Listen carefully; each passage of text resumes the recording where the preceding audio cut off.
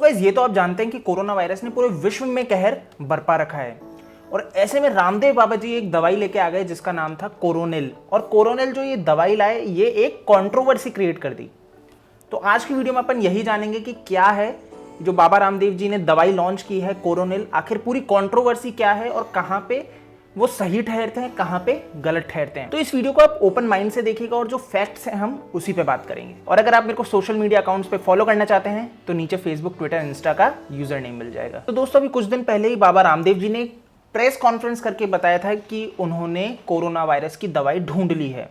तो उन्होंने 3 दवाइयां जो कि बताई, कोरोनिल जो कि टैबलेट है, स्वसरिवाटी और अनुतेल जो कि तेल है नाक में डालने के लिए। तो ये उन्होंने आयुर्वेदिक दवाई बताई जो कि दावा किया गया। उन्होंने ये बताया कि हमने इसका टेस्ट किया था जयपुर का जो निम्स हॉस्पिटल है वहां पे और 100% रिजल्ट आया।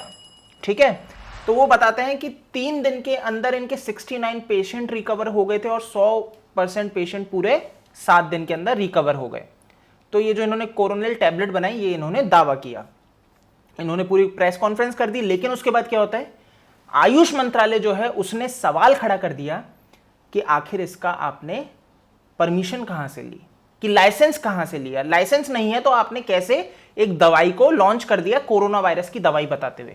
तो इस पे उन्होंने सवाल कर दिया और कह दिया कि ये दवाई नहीं बिकेगी, है ना। और इसके ऊपर पतंजलि से डिटेल्स मांगी गई। वो डिटेल्स थी कि ये जो कहां पे, किस जगह पे जो साइट है, जो हॉस्पिटल है, वो कहां पे ये रिसर्च की गई। और कहा कि जितने भी आप ये क्लेम कर रहे हैं ये करना बंद कर दें जब तक ये इशू रिजॉल्व नहीं हो जाता। तो ये इन्होंने पतंजलि रामदेव बाबा जी को आयुष मंत्रालय ने हिदायत दे दी।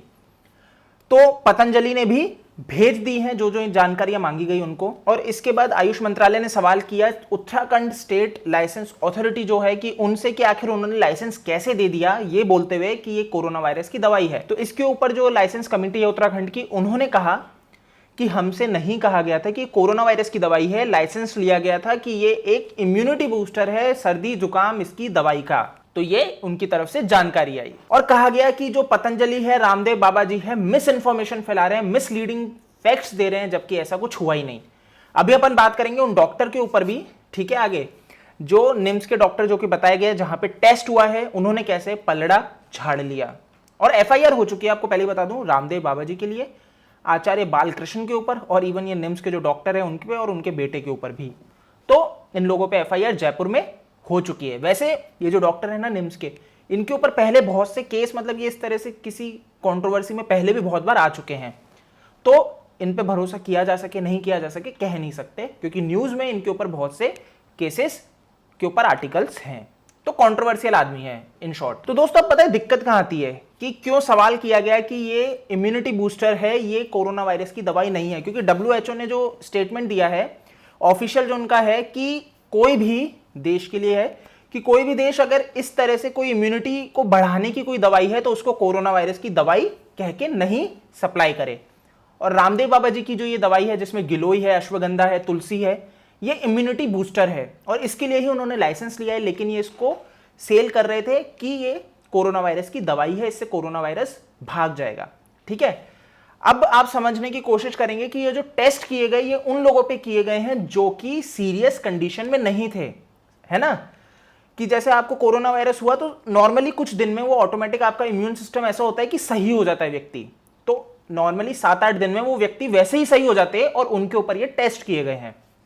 तो सवाल बनता है और इसके ऊपर अब डिटेल्स मांगी है पतंजलि से। अगर अप्रूव हो जाती है दवाई, आयुष मंत्रालय अगर इसे अप्रूवल दे देता है तो ये कोरोना वायरस की दवाई आपको मार्केट में मिलने लग जाएगी। बाकी ये इम्यूनिटी बूस्टर है। अगर आपने पतंजलि की गिलोय पहले यूज की हो तो वो आपको बहुत फायदेमंद देती है, क्योंकि आयुर्वेदिक पदार्थ है और ये नॉर्मली ज्यादा साइड इफेक्ट्स नहीं करते हैं। लेकिन अगर आप ये मान के चलें कि कोई भी दवाई का साइड इफेक्ट नहीं होगा तो ये बिल्कुल गलत है। हर दवाई का साइड इफेक्ट कुछ ना कुछ तो होता है, लेकिन आयुर्वेद में ये रहता है कि बहुत मिनिमल होता है ना।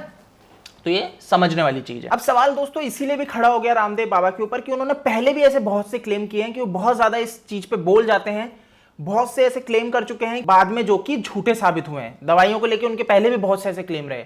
उनकी दवाइयां अच्छी होती हैं, उनके पदार्थ मैं भी यूज करता हूं, लेकिन जब इस तरह के क्लेम होते हैं ना, और कोरोना वायरस कोई ऐसी छोटी मोटी चीज नहीं है इस टाइम पे, ये ग्लोबल इफेक्ट है। अगर इसमें ऐसी दवाई करके निकाल दिया जाता है, और अगर नाम खराब होता है तो पूरे भारत देश का नाम खराब होगा। समझने वाली चीज है दोस्तों। तो एक लाइसेंस लेना बनता है, और उसके बाद अगर आप दवाई निकालते हैं अप्रूवल के बाद, तो ये ज्यादा बेनिफिशियल है।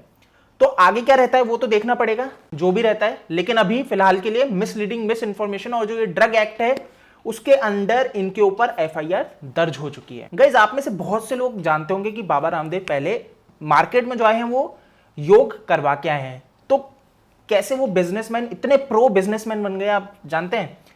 पहले वो फ्री में करवाते थे योगा, है ना। उसके बाद धीरे धीरे उन्होंने क्या कर दिया, फीस लेना चालू कर दिया। उनके योगा सेशंस कॉस्ट बेसिस पे होने लग गए थे। बहुत पहले की बात बता रहे हैं, तो जब वो स्टार्टिंग में आए थे। और अगर आपके पास पैसा नहीं है तो आप उनकी योगा सेशंस अटेंड नहीं कर सकते, ये स्थिति थी। और अब क्या है मुझे पता नहीं, क्योंकि मैं गया नहीं, बहुत साल हो गए, पर उनकी ये स्थिति है। सो समझने वाली दोस्तों चीज ये है कि जब बिजनेसमैन व्यक्ति बनने लग जाता है ना, तो मनी सेंट्रिक हो जाता है।